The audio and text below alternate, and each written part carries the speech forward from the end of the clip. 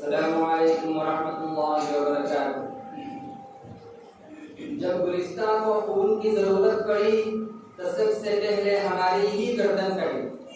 جب گلستان کو خون کی ضرورت پڑی تو سب سے پہلے ہمارے ہی گردن کٹی۔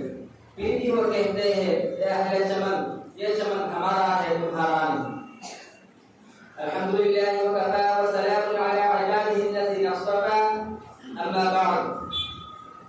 آج کے اس مبارک جلسہ کے صدر صاحب، اسٹیج پر تشریف فرما حضرت اساتذہ کرام، مہمانان اعزام اور میرے پیارے ساتھیوں،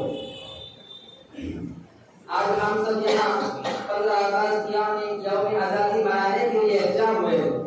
آزادی سے قبل ہم برطانیوں کی غلامی کے زنجیر میں جکڑے ہوئے تھے۔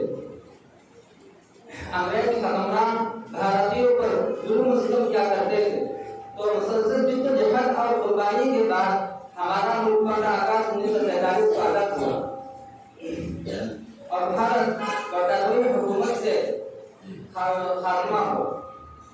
میرے بھائیوں، یہ دیش ایسے آزاد نہیں ہوا ہے۔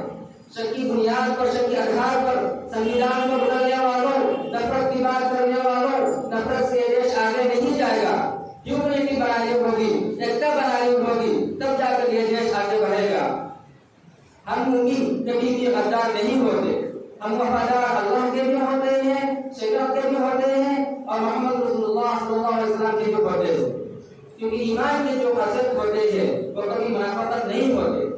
جہاں پر ایمان ہوگا وہاں پر دیش بھکتی ہوگی، وہاں پر وفاداری ہوگی، وہاں پر کبھی بھی دیش دروہی داخل نہیں ہو سکتا۔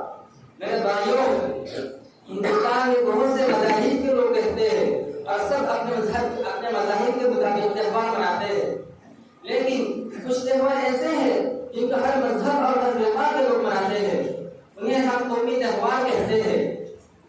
یوم آزادی بھی ہمارے ملک کا ایک اہم قومی تہوار ہے جن کو ہر مذہب اور ہر فرقہ کے لوگ مناتے ہیں۔ جیسا کہ آپ جانتے ہیں، ہم ہندوستان میں رہتے ہیں اور یہاں پہ بہت سے مذاہب کو ماننے والے لوگ رہتے ہیں۔ ہم سب مل جل کر رہتے ہیں اور ہر کوئی اپنے مذہب کے مطابق اپنا تہوار مناتا ہے۔ جیسا کہ ہم عید مناتے ہیں، اسی طریقے سے ہمارے ہندو بھائی دیوالی مناتے ہیں۔ تو سب کے تہوار الگ الگ ہوتے ہیں ان کے مذہب کے مطابق، لیکن کچھ تہوار ایسے ہیں جن کو ہر مذہب اور ہر فرقہ کے لوگ مناتے ہیں، جن کو ہم قومی تہوار کہتے ہیں۔ یوم آزادی بھی ہمارا ملک کا ایک اہم قومی تہوار ہے جن کو ہر مذہب اور ہر فرقہ کے لوگ مناتے ہیں۔ میرے بھائیوں، ہمارا ملک پہلے انگریزوں کا غلام تھا، تو گاندھی جی، مولانا ابوالکلام آزاد جیسے جو لیڈروں نے ان کے خلاف جدوجہد کی، آخر 15 اگست 1947 کو ہمارا ملک آزاد ہوا۔ اس لیے ہم ہر سال 15 اگست کو آزادی کا جشن مناتے ہیں۔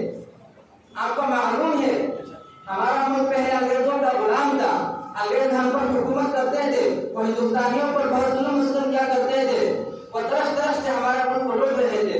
تو ہندوستان کے کچھ جو لیڈرز تھے انہوں نے ان کے خلاف آواز اٹھائی اور انہیں واپس کرنے کی تحریک چلائی، اور اس تحریک میں، اس کوشش میں آخرکار وہ کامیاب ہو گئے۔ میں ان کی آواز کو ایک مختصر شاعر کے انداز سے بولنا چاہتا ہوں کہ سرفروشی کی تمنا اب ہمارے دل میں ہے، سرفروشی کی تمنا اب ہمارے دل میں ہے، دیکھنا ہے زور بھی اتنا باطل میں ہے۔ تو 15 اگست 1947 کو ہمارا ملک آزاد ہوا، اس لیے ہم ہر سال 15 اگست کو آزادی کا جشن مناتے ہیں۔ اس دن ہمارے ملک میں سرکار کی رہتی ہے، اس دن ہمارے ملک کے وزیر اعظم کلام کو ترنگا لہراتے ہیں، اور اس دن ہمارے مدارس، اسکولوں، کالجوں، یونیورسٹیوں میں بھی 15 اگست کو یوم آزادی دھوم دھام سے منایا جاتا ہے، اور بچے وہاں صاف ستھرا یونیفارم پہن کر آتے ہیں اور جھنڈے کو سلامی دیتے ہیں اور قومی گیت گاتے ہیں۔ آزادی کے لیے ہمارے بزرگوں نے جو قربانی دی ہے انہیں یاد کیا جاتا ہے۔ یہ دن ہمیں آپسی بھائی چارہ اور مل جل کا سبق دیتا ہے۔ اسی طریقے سے ہمیں آپس میں بھائی چارہ اور مل جل کر رہنا چاہیے، تب جا کر یہ دیش آگے بڑھے گا۔ میں ان باتوں پر اپنی تقریر ختم کرنا چاہتا ہوں۔ جے بھارت، جے ہند۔